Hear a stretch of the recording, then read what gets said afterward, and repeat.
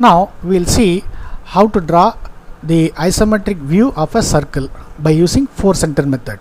There are different methods available to draw a circle in isometric, but one popular method is the 4 center method. Okay, the circle can be enclosed in a square. Okay, now assume that we enclose the circle in a square box of 1, 2, 3, 4. Okay, so a square is drawn in isometric view. Okay, a square in isometric view is called a rhombus.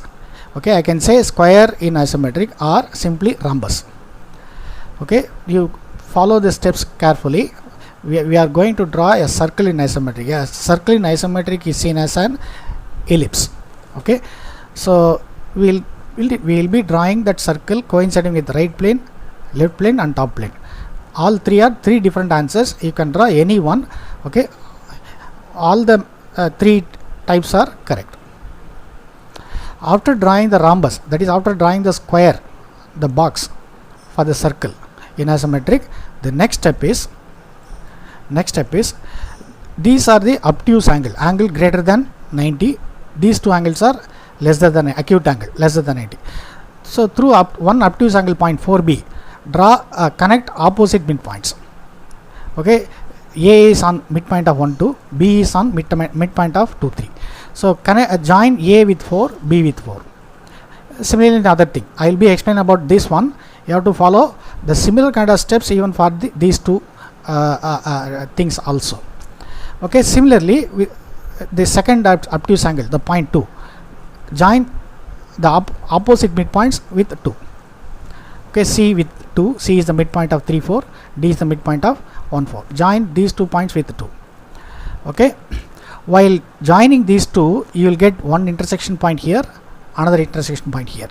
Okay, that is also having some importance. Okay, now the next step is mark these 2 points as O2, O1 and O2.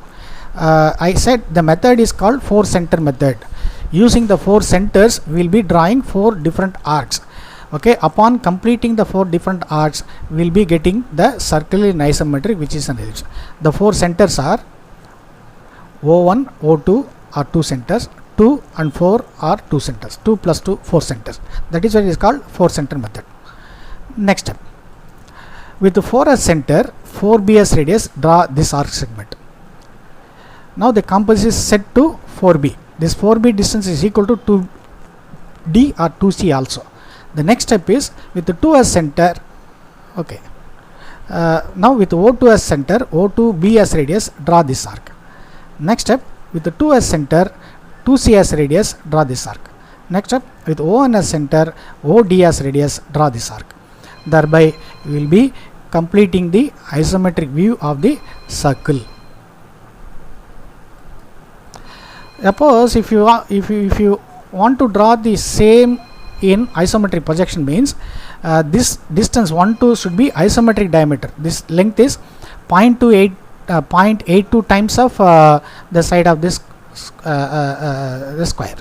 If you do it so, again you will be getting the ellipse. But the real point here is this is called after getting the ellipse in isometric, this is major axis, this is the minor axis. This major axis will be exactly equal to true dia, whereas this major axis in isometric view, this major axis will be greater than the diameter of the circle. Okay, here this major axis length is exactly to the true diameter of the circle. That is why it is mentioned here. The main point in this case that if the side edge of the developing square is equal to the isometric length, then the major axis of the isometric scale, which is an ellipse, is equal to the true diameter of the circle.